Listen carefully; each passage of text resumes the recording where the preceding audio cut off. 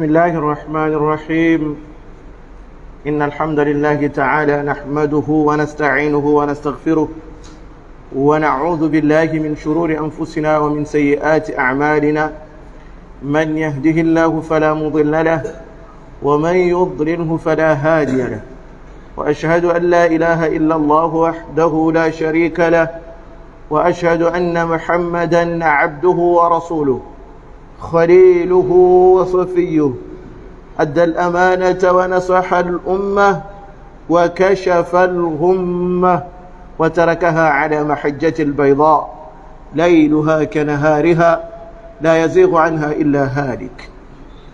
يقول صلى الله عليه وسلم: تركت فيكم أمرين إن تمسكتم بهما لن تضلوا بعدي أبدا. Respeitosos irmãos muçulmanos, depois de louvarmos Allah subhanahu wa ta'ala e pedir para que Allah subhanahu wa ta'ala derrame suas bênçãos ao seu profeta Muhammad sallallahu alaihi wa sallam, paz e bênçãos de Allah estejam com ele, juntamente com a sua família, seus companheiros e aqueles que ainda seguem a sua orientação até o último dia da saída desta vida terrena, e que Allah subhanahu wa ta'ala nos tire enquanto muçulmanos. Prezados irmãos muçulmanos, estamos numa época ou numa era em que o fitna ou a tentação aparece de todos os lados. E nesta era em que a gente se encontra, há uma tendência de virar as coisas ou de mudar as coisas. O que eu quero dizer com isso? Que aquilo que era anormal, era vergonhoso, não é? Nos nossos antepassados, hoje em dia passa a ser algo louvável, algo em que as pessoas lutam ao seu favor ou tentam impor às pessoas, não é, a aceitar aquilo que Allah subhanahu wa ta'ala em todos os seus livros sagrados, não é, denominou como práticas ou costumes satânicos abomináveis, não é? Mas o ser humano tenta persuadir, coagir as pessoas a normalizar aquilo que é o anormal, não é? Ou a tornar algo natural aquilo que vai contra os princípios humanos. Irmãos, nos tempos modernos estamos a nos deparar com uma situação ou com uma tendência política de apoio que se usa uma sigla, talvez a maioria de nós estamos desatentos quanto a isso, não é? Que compõe 4 letras, não é? L, G, O, G, G, B e T. Muitas das vezes as pessoas procuram saber o que significa isso, mas por que o Sheikh escolhe um tema assim, que é meio ambíguo, que as pessoas não percebem? Às vezes as coisas aparentam ser coisas boas, mas por detrás disso, quer dizer, há uma maldade bem escondida. Irmãos, a sigla LGBT ou no inglês LGBT, vamos tentar decifrar letra por letra o seu sentido. Quer dizer, é uma sigla que defende os interesses daqueles que são ditos as pessoas com uma orientação sexual fora daquilo que é tradicional ou daquilo que é conhecido. A letra L representa lésbicas, e o termo lésbica significa mulheres que têm um afeto, não é, íntimo para com uma outra mulher. Significa que não tem desejos em se cruzar ou sentir uma atração para um homem, o que é normal, e ninguém contesta isso, a não ser se for feito de forma daquilo que Allah subhanahu wa ta'ala proibiu. E a letra GG significa gay. Gay significa o quê? Homem que sente uma atração íntima para um outro homem. Este tipo de homem significa para ele as mulheres não interessam. Quando se fala de uma vida sexual ou de uma relação íntima, ele prefere procurar homens ou pessoas do mesmo gênero. Não é? E a letra B representa a uma pessoa que tem o desejo de ambas as partes. Significa bissexual. Gosta de homem, assim como tanto gosta do quê? De mulheres.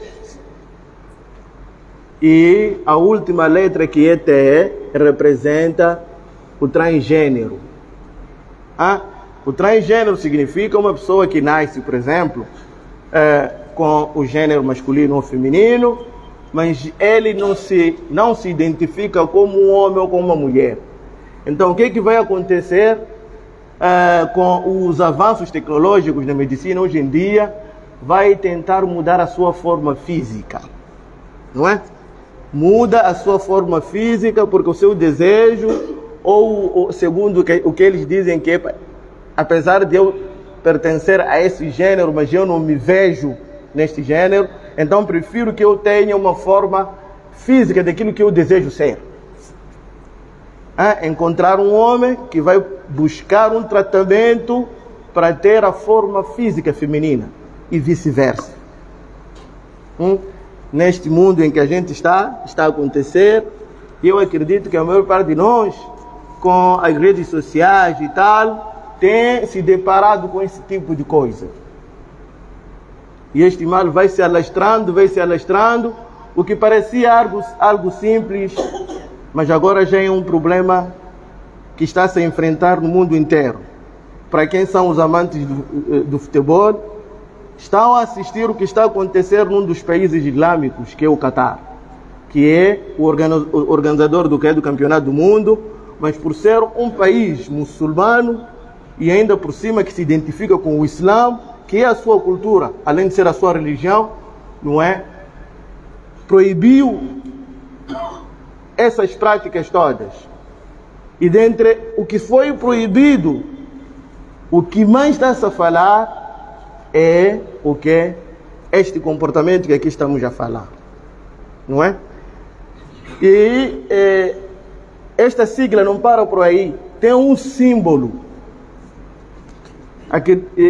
um símbolo que é uma forma de manifestar o amor e o apoio, ok?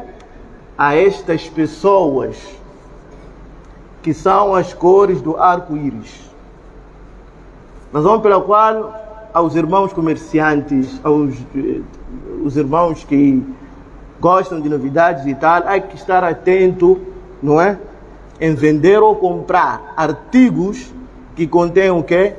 Essas siglas, as cores do arco-íris. São várias cores, vermelho, verde, não sei, amarelo ali, azul.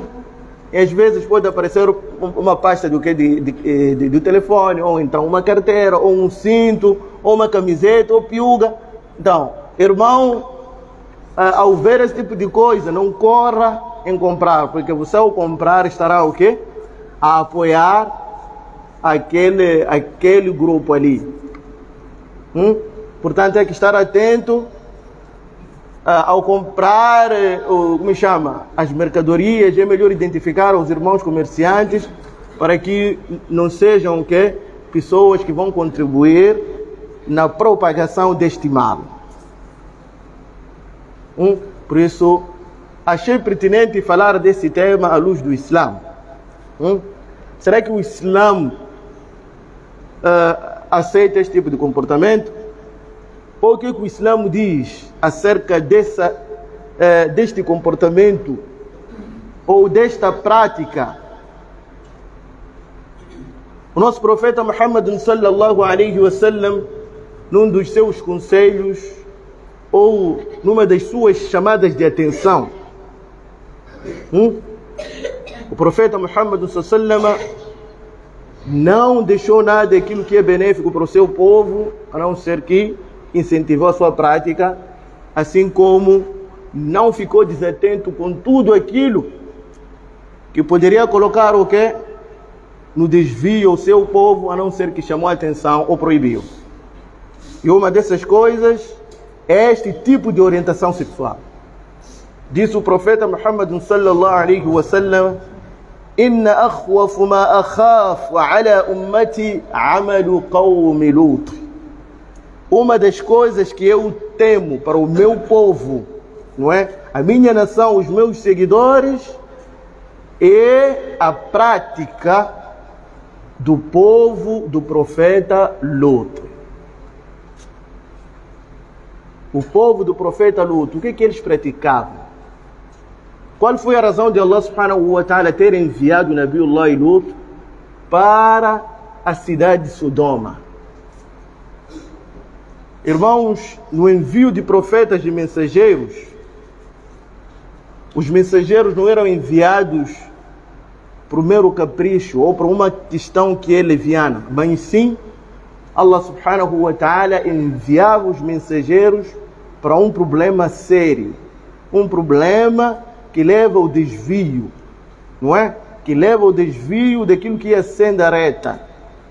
Razão pela qual, se formos a comparar entre profetas e mensageiros, iremos encontrar que os profetas foram mais do que os mensageiros, porque os mensageiros eram enviados por uma causa enorme, uma causa de perdição, para tirar as pessoas da perdição para o caminho reto.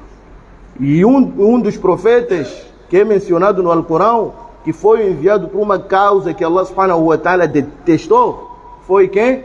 O profeta Lut, o sobrinho de Nabiullah Ibrahim. Existia na altura uma cidade de nome Sodoma, uma cidade próspera, não é? É desenvolvida e tudo mais. Aqui, os homens começaram pela primeira vez a ter esse tipo de comportamento. Se desfazer das mulheres e preferirem o quê? Homens como eles.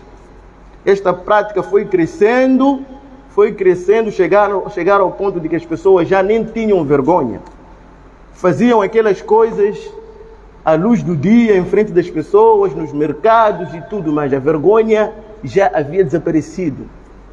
O nosso profeta Muhammad sallam diz: quando uma pessoa está viciada em práticas obscenas, Allah lhe tira a vergonha.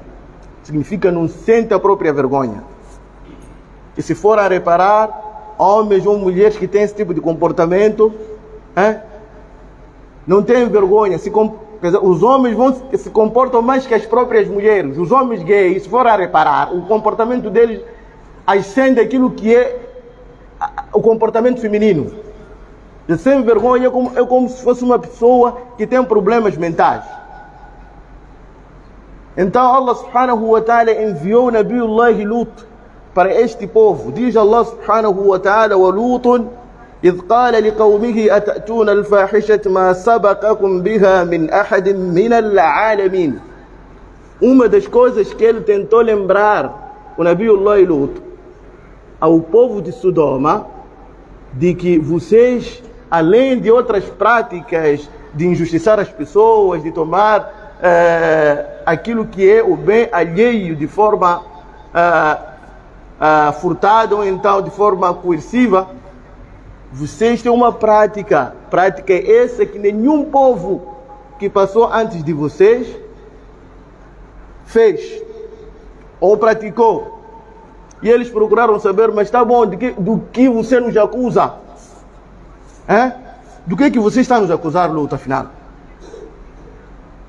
E ele respondeu: إنكم لتأتون الرجال شهوة من دون النساء. Vocês procuram as mulheres, aliás os homens, por desejo íntimo masculino em vez das mulheres. E Allah subhanahu wa ta'ala concedeu a vocês o quê? Mulheres lindas e puras para vocês despojarem delas. Mas não é isso que vocês estão a preferir. já não querem saber das mulheres. Vão procurando homens como vocês. Como eu disse, esta prática ficou normalizada, as pessoas praticavam a qualquer momento e em qualquer lugar. À luz do dia, em frente dos filhos e tal. Anos e anos de dawa deste Nabi. E as pessoas não queriam ouvir. Quando Allah subhanahu wa ta'ala não dá orientação, as pessoas quando estão mergulhadas numa perdição total, já começam a desafiar até o poder de Allah subhanahu wa ta'ala. O que eles responderam ao profeta? Irmão, você já nos incomodou já demais. فما كان جواب قومه إلا أن قالوا أخرجوا آل لوط من قريتكم إنهم أناس يتطهرون. Amigo, você está nos incomodar. Então nós vamos te tirar, vamos te expulsar desta terra. Quer dizer, vamos nos livrar de você. Porque você está sendo uma perseguição para aquilo que são os nossos desejos. E tu nem pertences ao nosso povo. É uma pessoa que veio lá de fora e a gente aceitou, e ainda por cima vem aqui impor a nós esse tipo de coisa, ou nos fazer deixar aquilo que a gente gosta de fazer. Os nossos ánimos dizem que o luto foi o único profeta que Allah subhanahu, aliás, o último profeta que Allah subhanahu wa ta'ala enviou para um povo que não fosse dele. Para um povo onde ele sentiu-se o que é ameaçado. Depois de Nabiullah e Lut, os profetas que vieram, saíram aonde Allah enviou um profeta a partir daquele povo. Significa um filho daquele povo e de família nobre. Para o quê? Para não passar essa situação que o Nabiullah e Lut passou. Ser considerado como um forasteiro e ser ameaçado de ser expulso. Apesar de que em algum momento a descrença faz com que você renegue até o teu próprio filho. Então, quando as coisas chegaram a este nível, as pessoas começaram a desafiar o poder de Allah subhanahu wa ta'ala, o poder divino, o que é grave. Então veio a resposta e a decisão tomada por Allah subhanahu wa ta'ala. Allah subhanahu wa ta'ala, quando toma a sua decisão, não volta atrás. A não ser que você reconheça que está errado, como fez o povo de Nabiullah Yunus. O povo de Nabiullah Yunus, o único povo, quando viu o castigo de Allah subhanahu wa ta'ala, arrependeu-se e voltou atrás, pediu perdão. Então, foram enviados 3 anjos. Primeiro passaram na terra onde se encontrava o tio de Nabiullah Lut, que é o Nabiullah Ibrahim, não é? Chegaram lá, deram boas novas ao Ibrahim, que a sua mulher, ele e a sua mulher já estavam numa idade avançada e não tinham um filho, fora daquele que é o Ismael. Esta boa nova era muito mais para a mulher, porque não estava a conseguir conceber. Então Allah subhanahu wa ta'ala enviou esses anjos e foram dar a boa nova a Sara de que você vai conceber, apesar da idade avançada. E despediram a Ibrahim que nós estamos a sair daqui. A nossa missão não termina aqui. Significa que não estamos a voltar para o céu. A gente vai para Sodoma. O que é em Sodoma? Allah já decidiu. Destruição total. Vocês vão destruir aquela terra, mas vocês sabem que lá tem um Nabi. Disse, tudo está acautelado, fique tranquilo, Ibrahim. Tudo está acautelado. Allah subhanahu wa ta'ala, em momento algum, vai destruir seu profeta. Os anjos, os 3 anjos, foram para Sodoma, em forma de jovens muito bonitos. Jovens de idade 18, 19, 20 por aí. E muito lindos. E isso era uma grande atração para aquele povo. Quando chegaram nas extremidades ou na entrada da cidade de Sodoma, depararam-se com uma menina ou uma rapariga que estava a cartar água num poço. E aquela menina, ao ver aqueles jovens, ficou preocupada. O que é que vocês querem aqui? O que vocês fazem? Não, nós estamos de passagem, mas queremos pernoitar nesta cidade e amanhã a gente vai seguir a nossa viagem. A menina diz que eu reparo para vocês e vejo que são pessoas boas. Então vos aconselho, vocês a seguirem a vossa viagem, porque essa terra aqui não é boa. Não se preocupe quanto a isso. Então, não entre agora. Deixe-me eu ir avisar o meu pai. Esta menina era filha do profeta Lut. A menina foi avisar ao pai de que tem 3 jovens aqui fora. Até então ninguém os viu. E eles querem entrar nessa cidade. Mas com as qualidades que eu vi, será um problema se eles entrarem nessa cidade.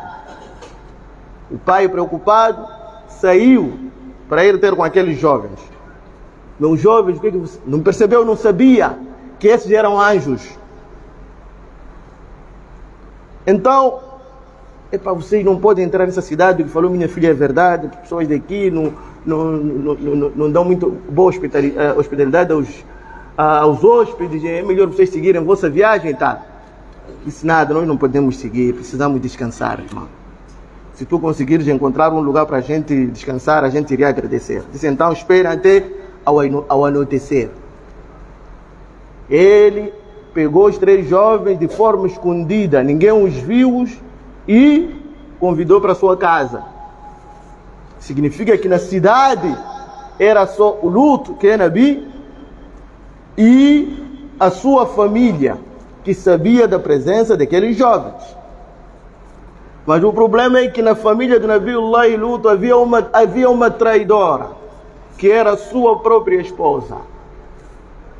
Ela compactuava com aquele comportamento. Era uma das pessoas que defendia, os defensores que existem os dias de hoje também. E ele, sabendo de que o meu marido chamou-me a atenção e eu não posso de forma alguma desafiar esta atenção que ele está a chamar, arranjou outra maneira de como informar as pessoas lá.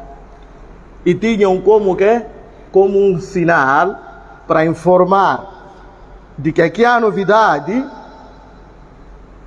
acender fogo e ver-se o quê? O fumo.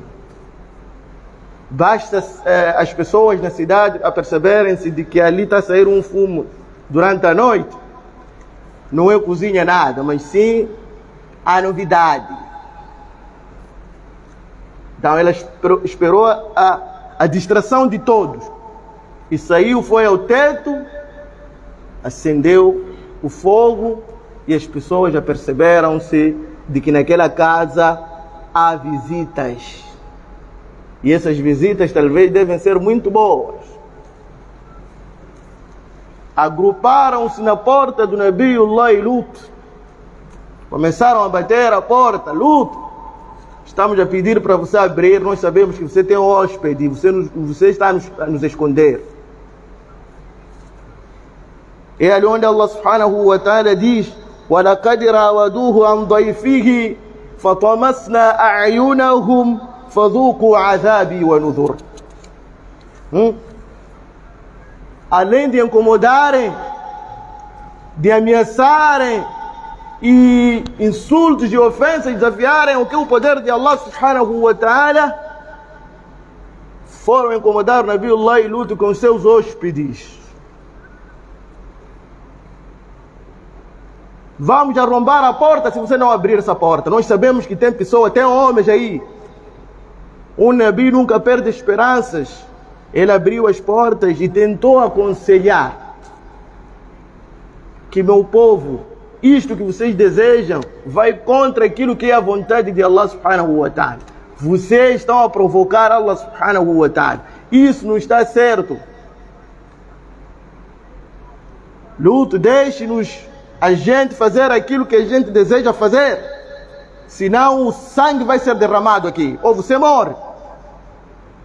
E quando ele recorre, oh Allah, se eu tivesse que me apoiasse. Porque se sentia sozinho. Um dos jovens que estava lá dentro era, afinal, era o Jibril alayhi salam. Quando ouviu essas palavras, disse Lut, não se preocupe, aqui não há jovens, aqui nós somos anjos. Eu sou Jibril, esse é Micael. E o outro lá é Israfil. Nós viemos aqui com uma decisão tomada por Allah subhanahu wa ta'ala. Então entre dentro, não se preocupe. As pessoas começaram a incomodar. Então o Jibril simulou, disse, tá bom, então eu vou sair. E todos sedentos em querer receber o jovem, quando se deparam com uma criatura que jamais tinham visto. E deu a eles uma bofetada com uma das suas asas. Aqueles que estavam presentes ali tornaram-se cegos de imediato. Mas o ser humano, quando está perdido, quando está na perdição, em algum momento tenta desafiar até aquilo que é a força sobrenatural. Senhor, que havemos de vir amanhã. Havemos de vir amanhã aqui. Nós, Lut, vamos ter esses jovens aí.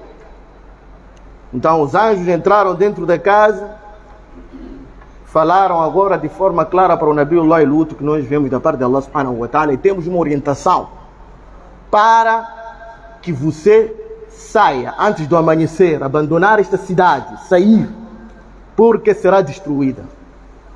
E ao sair, sai você com as poucas pessoas que acreditaram em si e a sua família, com uma condição: ao sair, ninguém pode reparar atrás. Aconteça o que acontecer, ninguém deve reparar atrás. Antes do amanhecer, deve abandonar a cidade.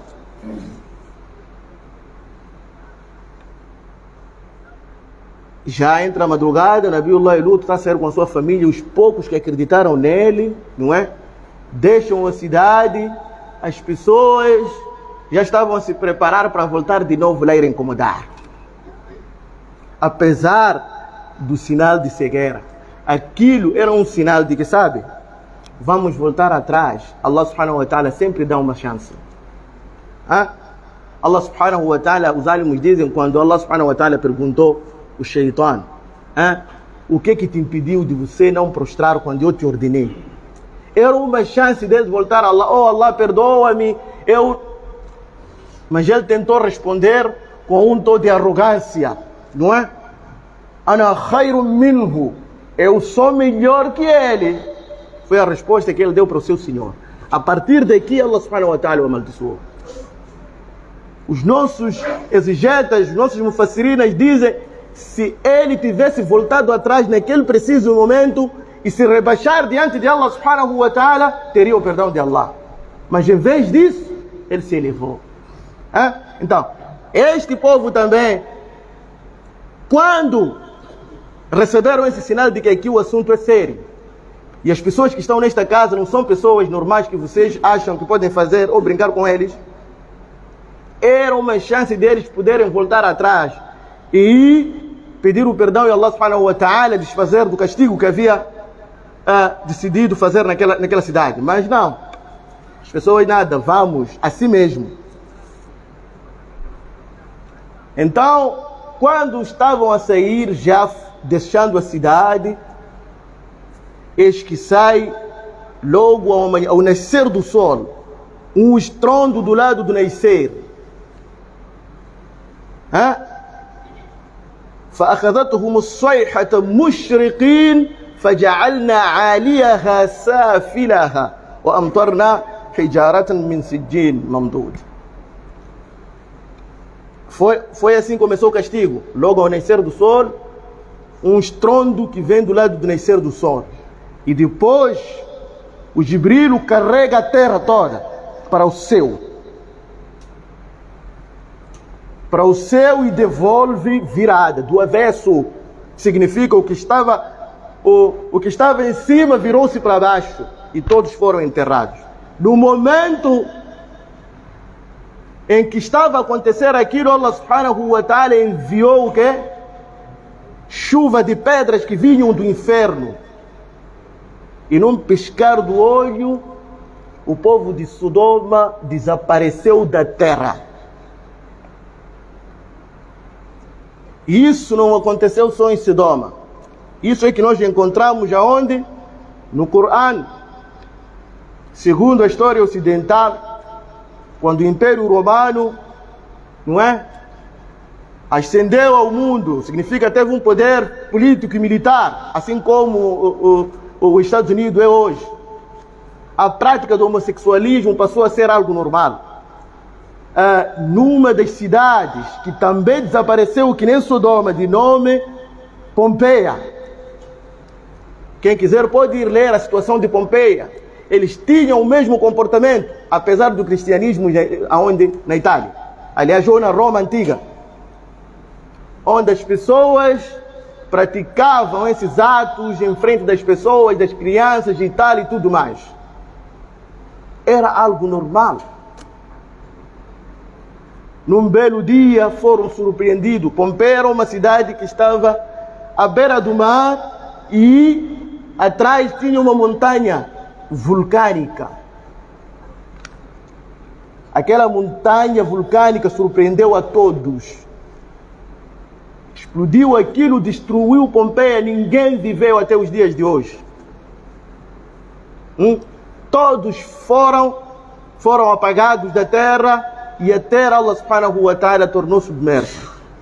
É ali onde o profeta Muhammad sallallahu alaihi wa sallam disse: لم يظهر الفاحشة في قوم قط حتى يعلنوا بها إلا فشى فيهم الطاعون والأوجاع التي لم تكن مضت في أسلافهم الذين مضوا من قبلهم. O profeta Muhammad sallallahu alaihi wa sallam diz: não há nenhum povo que tornou as práticas obscenas como algo normal, não é? Sem esconder diante das pessoas e tudo mais, não é? Porque o maior problema é este: você praticar o mal e ainda por cima tentar desafiar a Deus, tentar normalizar aquilo que Allah subhanahu wa ta'ala decretou e condenou. Por isso o profeta Muhammad sallallahu alaihi wa sallam diz no hadith: kullu ummati mu'afa, o meu povo todo será perdoado por Allah subhanahu wa ta'ala. Illa man al-mujahirun, somente aqueles que quando praticam, exibem. Injustiçou, vai exibir. Quem é aquele ali? Ele conhece a mim? Eu sou dono desta terra aqui. Então, aqui está o problema. Mas o erro nós vamos cometer. Por isso o profeta no outro hadith diz o quê? Kullu bani Adam khata' wa khairul khata'in at-tawwabin. Todo ser humano comete erro. Todo ser humano. Significa que ninguém está isento do quê? De erro. Mas o melhor dentre os que cometem erro são aqueles que depois se arrependem. Primeiro esconder a sua própria vergonha, porque em algum momento você comete erro. E Allah subhanahu wa ta'ala vai esconder, não vai te expor. E quem vai criar mecanismo de se expor é você mesmo. Não é? Ou vai fazer essas práticas e vai filmar, depois vai espalhar nas redes sociais, ou vai contar para as pessoas, ou vai criar qualquer tipo de manifesto para mostrar de que ninguém pode comigo. Então aqui está o problema maior. Porque aqui você está a desafiar quem? Allah subhanahu wa ta'ala. O nosso profeta Muhammad sallallahu alaihi wa sallam neste hadith diz: todo aquele povo que praticou algo e ainda por cima foi expor e demonstrou a arrogância, como acontece nos dias de hoje, Allah subhanahu wa ta'ala não vai deixar este povo assim, de mãos dadas, estar à vontade, nada. Alguma coisa vai acontecer. Ou então será abrangida por uma pandemia, não é? Ou então fome, ou então insegurança e medo. Sim. Pior ainda, se for uma prática que os seus antepassados nunca haviam feito. Por isso, o Nabi Muhammad sallallahu alaihi wa sallam, numa das coisas que ele pediu a Allah subhanahu wa ta'ala, para que Allah subhanahu wa ta'ala não destruísse este povo, não é? Mesmo se forem a cometer qualquer tipo de pecado. Allah subhanahu wa ta'ala disse sim, mas com uma condição: enquanto estiverem a pedir o perdão. Significa você reconhecer de que está errado e voltar para Allah subhanahu wa ta'ala. Porque nós, Ummat Muhammad, acabamos congregando todo tipo de pecado que Allah subhanahu wa ta'ala, daqueles que passaram antes de nós, por causa de um pecado, destruiu.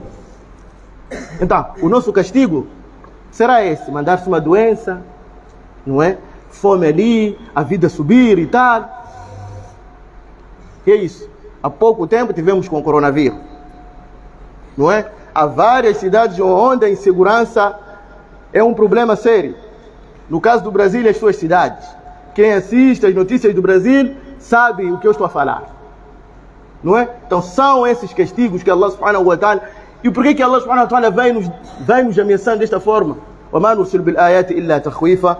Nós não demonstramos nossos sinais de poder, não é? De que vocês não são nada, senão para chamar a atenção. لَعَلَّهُمْ يَرْجِعُونَ.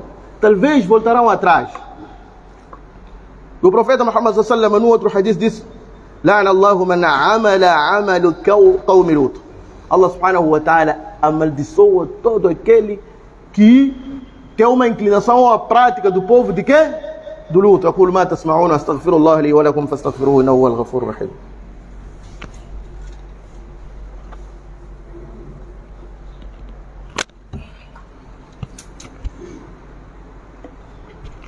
الحمد لله رب العالمين والصلاة والسلام على أشرف الأنبياء والمرسلين محمد بن عبد الله وعلى آله وأصحابه ومن تبعه بإحسان إلى يوم الدين وبعد. Respeitados irmãos, ainda estamos a falar desse nosso tema, não é? Que tem a ver com a sigla LGBT, não é? Que é uma sigla que foi criada para defender os interesses daquelas pessoas que têm uma orientação sexual fora do normal, não é? E que somos obrigados a aceitar essas pessoas como pessoas normais. Então, nós como muçulmanos, o que a nossa religião diz? É o que aqui estamos a falar, não é? O Islã nega esse tipo de comportamento a todos os níveis. Nega. Portanto, não é correto o muçulmano dizer que não, isto aqui é intolerância. Tá bom, a intolerância, o Islã nega, mas também sem se desfazer dos seus princípios. Aquilo que Allah subhanahu wa ta'ala disse que é haram. É haram. Você tem de aceitar como muçulmano que isto aqui está errado. E em momento algum fazer para satisfazer as pessoas. Nós praticamos o din para agradar a Allah subhanahu wa ta'ala. Não estamos para agradar as pessoas, não é? Mas usando as boas formas de como interagir com as pessoas, fazendo perceber as pessoas de que isso está errado, não é? وَجَادِلُهُمْ بِالَّتِي هِيَ أَحْسَنُ. Allah subhanahu wa ta'ala disse isso ao nosso profeta, tá bom? Vai recordar as pessoas e chama para aquilo que é o caminho do teu Senhor, mas em momento algum não é para humilhar, nem para ofender. Se for para debater um certo caso, que seja um debate de uma boa forma, com prudência. Portanto, essa chamada de atenção, temos filhos, temos irmãos, é preciso a gente procurar educar os nossos filhos à maneira islâmica, não é? A nossa tradição que é islâmica, é isso que nós devemos pautar para os nossos filhos. E por falar na última letra, que fala sobre o que? A letra T, que é o transgênero. Significa você mudar, como eu expliquei logo de antemão, de que uma pessoa nasce e se sente de que eu não pertenço a esse gênero, eu me identifico como um homem ou uma mulher, se for vice-versa, independentemente do quê? Do seu gênero, não é? Então, com o desenvolvimento tecnológico, hoje em dia as pessoas vão mudando, vão aumentando, vão tomando alguns medicamentos em que chamam-se cromossomas, né? Masculinas vão desaparecer, ficam femininas e a pessoa vai ter, a barba vai desaparecer, em vez do peito vai encher os seios, as nádegas e tudo mais. E as pessoas devem aceitar essas pessoas. É aquela promessa que o fez Shaitan. O Shaitan, além de dizer de que eu sou melhor que esta criatura que você fez, oh Allah, disse também que eu vou desviar a eles, vou perseguir a todos os cantos e vou perseguir até que eles mudem a forma física ou a maneira que você criou. وَلَأُضِلَّنَّهُمْ وَلَأُمَنِّيَنَّهُ وَلَآمُرَنَّهُمْ فَلَيُبَتِّكُنَّ آذَانَ الْأَنْعَامِ وَلَآمُرَنَّهُمْ فَلَيُغَيِّرَنَّ خَلْقَ اللَّهِ O Shaitan fez essa promessa de que vai combater o Adam e os seus filhos, até que Allah subhanahu wa ta'ala não encontrar nenhuma criatura humana que vai ser grato para com ele. E uma das coisas que ele disse: eu vou embelezar o mal para eles, até chegar ao ponto deles mudarem da forma que você os criou. E hoje em dia está a acontecer esse tipo de coisa. Está a acontecer. E somos chamados, ou somos condenados, e somos ditos que nós não pautamos pelos direitos humanos. O Islã, quando apareceu, encontrou o mundo sem observar aquilo que são os direitos humanos. Não observava os direitos humanos a partir dos árabes e outras nações. E uma das coisas que o nosso profeta Muhammad sallam começou a chamar as pessoas, além da adoração de um único Deus, Allah subhanahu wa ta'ala disse ao nosso profeta, diz para as pessoas: Ya ayyuhan nas, inna khalaqnakum min dhakarin wa untha. Ou humanos, ou gente, na verdade nós criamos a vocês a partir de um homem e de uma mulher. وَجَعَلْنَاكُمْ شُعُوبًا وَقَبَائِلَ لِتَعَارَفُوا. E fizemos de vocês, não é, povos diferentes, raças diferentes, etnias e línguas diferentes. Com que objetivo? É para as pessoas se elevarem diante das outras? Não. Para se conhecerem. Quando você está na África e aparece um branco, normalmente, sem falar a sua língua, você consegue identificar que este aqui vem de tal zona, vem da Europa, ou este é um árabe, este é um indiano. Este é o objetivo da criação. Em raças diferentes, línguas diferentes, também para demonstrar o poderio de criação de Allah subhanahu wa ta'ala. É um dos sinais de que Allah subhanahu wa ta'ala existe. Com este versículo está-se a combater aquilo que é o racismo. Inna akramakum inda Allahi atqakum. O melhor dentre vós é aquele, perante Allah subhanahu wa ta'ala, perante Allah subhanahu wa ta'ala, é aquele que tem mais temor. Em algum momento você pode ter um empregado ou um escravo diante de Allah subhanahu wa ta'ala de ser melhor que você. Não é a riqueza, não é a cor que vai te levar perante Allah subhanahu wa ta'ala. Então são esses ensinamentos que o Islã começou a incutir nas pessoas. E os árabes na altura viviam de classes diferentes. Existiam os nobres, os da alta sociedade, os da baixa sociedade e os escravos. Significa que você não poderia se sentar aqui. Aqui estão os nobres, as pessoas que têm a nobreza. E o ser humano sempre tentou enganar aos outros com esse tipo de princípio. Não só nos árabes tivemos a situação dos judeus, que eles dizem que nós somos Sha'bullah al-Mukhtar. Nós somos a nação de Allah que foi escolhida. Nahnu abna'ullah wa ahibba'uhu. Nós somos os filhos de Allah e nós somos os amados. Se elevar diante dos outros. Mas esse não é o princípio do monoteísmo. Allah subhanahu wa ta'ala não enviou nenhum profeta com esse tipo de comportamento. Mas o ser humano em algum momento tenta incutir às pessoas esse tipo de comportamento. Num passado não muito distante aconteceu na Europa, na Alemanha, onde o nazi sentia que a sua raça era o quê? Era melhor, raça ariana, raça pura. Tudo isso para enganar uns aos outros. E o Corão negou isso há 1400 anos. Depois, hoje em dia, as pessoas dizem que o Islã não observa os direitos humanos. Fora disso, que o nosso Nabi Muhammad sallallahu transmitiu para as pessoas, dizia: "An-nasu sawasiyatun ka-asnani al-musht." As pessoas são tão iguais que nem dentes de um pente. Os árabes começaram a ficar perplexos. O que o Muhammad está a nos transmitir? O Muhammad diz que eu e esse meu escravo somos iguais. Por isso, o da'wah do nosso profeta Muhammad sallallahu foi mais abrangente, foi mais aceito. E no seu último khutbah, o khutbah khutbatul wida' de despedida, quando o profeta Muhammad sallallahu foi fazer o hajj, a peregrinação em Meca, e uma das coisas que abordou naquele khutbah disse o quê? ليس لعربي ولا لعجمي ولا لأسود ولا لأبيض فضل إلا بالتقوى. Que não há superioridade entre o árabe e o não árabe, o branco e o negro, e vice-versa, senão pelo temor. Significa que o árabe, apesar de ser o povo que Allah subhanahu wa ta'ala escolheu o último profeta, eles não podem se elevar dentro das pessoas. Uma coisa é Allah subhanahu wa ta'ala escolher o Nabi sendo árabe, não é? E outra coisa é você se achar melhor de que nós somos melhor que os outros, porque o profeta nasceu, aliás, pertence a essa tribo, a essa raça. Então o profeta cortou isso. Um dos seus companheiros uma vez ofendeu, de nome Mughira bin Shu'ba, ofendeu um jovem negro, não é? Chamou Ibn Sauda, o filho de uma negra. O profeta Muhammad sallallahu alaihi wasallam reparou para ele e disse: Innaka mru'un fika al-jahiliya.